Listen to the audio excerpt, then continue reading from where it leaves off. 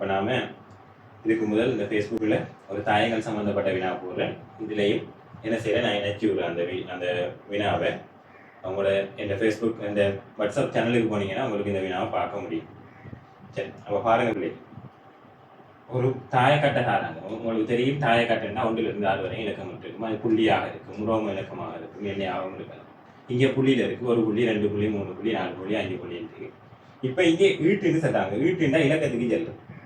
ஈட்டுக்களின் மொத்தம் தான் மொத்த கூட்டுத்தொகை, அவ்வளவுதான். சரி, முதலாவது கேள்வியை பாருங்க. மேற்குறித்த 3 தாயக்கட்டை, அதாவது அந்த கேள்வியில 20வது கேள்வி. மேற்குறித்த 3 தாயக்கட்டைகளையும் ஒருமிக்க எறிந்த போது அவை எல்லாம் ஒரே ஈட்டை தந்தன. அத்தகைய எண்களின் மிக குறைந்த எண்ணிக்கையின் மொத்த ஈட்டு. ஆகவே மிக குறைந்த எண்களின் மொத்த ஈட்டுண்டா எல்லாம் ஒரு இலக்கம். ஆகவே எப்படி தரலாம்? முதலாவது தாயக்கட்டை 1, 2வது தாயக்கட்டை 1, 3வது தாயக்கட்டை 1 தரலாமா இல்லையா? அடுத்தது 2 2 2 3வது தாயக்கட்டை 2 2 2 வரலாம். அடுத்தது 3 3 3 வரலாம். அடுத்தது 4 4 4 வரலாம்.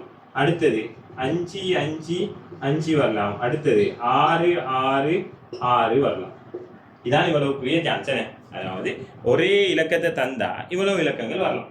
இப்ப சொல்லுங்க, இதுல கூட்டுத்தொகையாங்க 1லிருந்து 6 வரையும் கூட்டணும், பிளஸ் 1லிருந்து 6 வரையும் கூட்டணும், இப்படியும் கூட்டி கூட்டி போகலாம். உங்களுக்கு நான் இப்படி கூட்டுறதை சொல்றேன், இது லேஸ். அப்போ 1லிருந்து 6 வரையும் கூட்டினீங்கன்னா 1 + 2 + 3 + 4 + 5 + 6 ஆக கூட்டி பாருங்க 21 வரும்.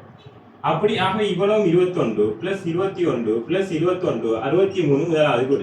அதாவது கூட்டுத்தொகை தான் கேட்காங்க. இப்படி விழுகிறதுல மிக குறைந்த சந்தர்ப்பம் தானே. ஃபர்ஸ்ட்டுக்கு 1 1 1 விடலாம், 2 2 2 விடலாம், 3 3 3 விடலாம், 4 4 4 விடலாம், 5 5 5 விடலாம், 6 6 6 விடலாம். இதுல குறைந்தது இடையில வேற விடலாம். ஆனா மிக குறைந்த எண்ணிக்கை டிரெக்டா விடலாம்னு சொல்லலாம். அப்படி விழுந்தா என்ன, இதுல மொத்த கூட்டுத்தொகை இல்லாட்டி 1 1 1 3 கூட்டுங்க. ஆனா 1லிருந்து 6 வரையும் கூட்டுத்தொகை 21 சொல்றதுக்கு தான் நான் இப்படி கூட்டினேன். சரியா? சரி, ஆகவே உங்களுக்கு இந்த கேள்வி ஒரு பிரச்சனையும் இல்லை. அப்படியே போட்டு மொத்த கூட்டுத்தொகை மொத்தத்தை கூட்டினீங்கன்னா சரி. 2வது கேள்வியை பாருங்க.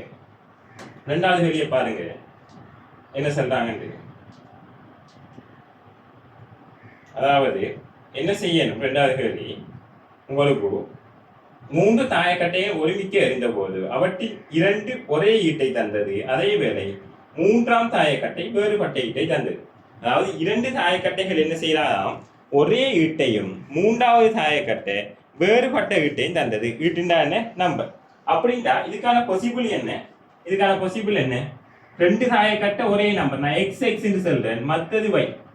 இப்படி விழுந்திருக்கலாம். முதலாவது தாயக்கட்டை x, அதாவது 1 1 2. ஆனா இங்க 1 விளையலாம். அதே மாதிரி அல்லது x 1 2 1 அல்லது 1 2 2. இப்படி 3 பாசிபிள் 1க்கு இருக்கு. அதாவது 1 1 விழுந்தா இங்க 2 விழலாம், 1 2 1 விழலாம். இப்படி 3 இருக்குமா இல்லையா? சரி, அடுத்தது சொல்லுங்க பார்ப்போம். இந்த 3ம் இந்த இலக்கம், அதாவது 1 1 இங்க மாறுறதுக்கு எத்தனை பாசிபிள் இருக்கு? இங்க மாறுறதுக்கு நீங்க சொன்னீங்க, நீங்க பாத்தீங்கன்னா 1 தவிர, அதாவது இங்க 1 1 வந்தா இன்னும் 1 வரையலாம். எத்தனை வரலாம்? 1 1 2, 1 1 3, 1 1 4, 1 1 5, 1 1 6. ஆகவே 5 இலக்கம் வரலாம். ஆகவே ஒவ்வொன்றுக்கும் 5 5 பாசிபிள் இருக்கா இல்லையா? இதுக்கு ஒரு 5, இதுக்கு ஒரு 5, இதுக்கு ஒரு 5.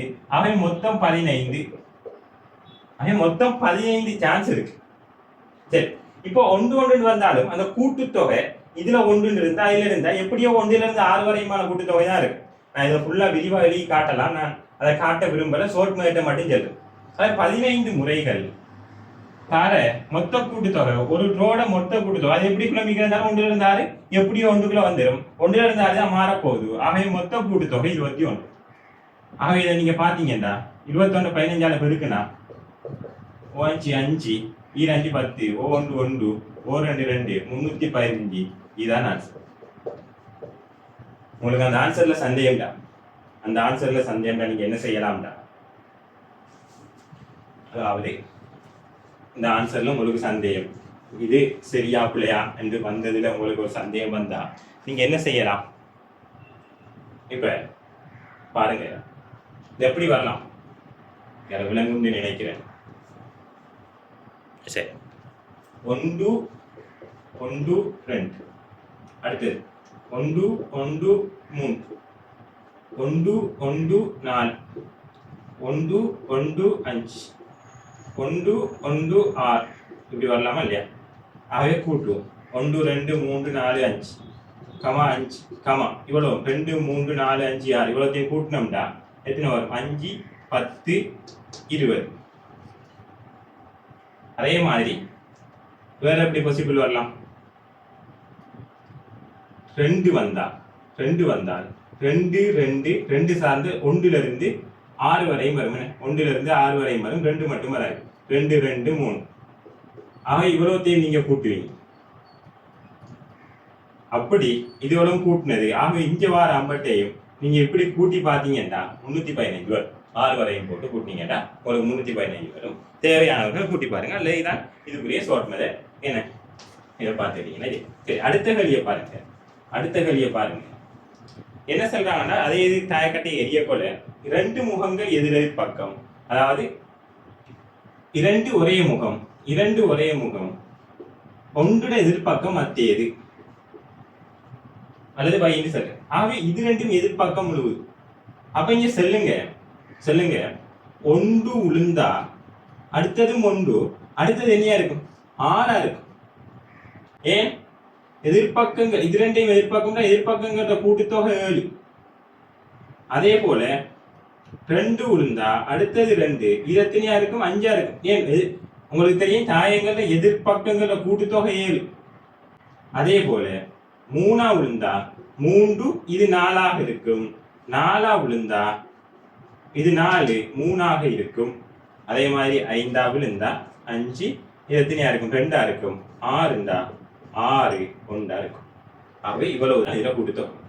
ஆக இங்க பாருங்க 1 6 வரையும் 21, 1 6 வரையும் இங்கேயும் கூட்டுப்பாடு 21 21. ஆனால் நான் அப்படி கூட்ட தேவை. அதாவது முதலாவது 1 6 வரையான கூட்டுத்தொகை பிளஸ் உங்களுக்கு தெரியும் எப்படி கூட்டினாலும் 7 தான் வரப்போகுது.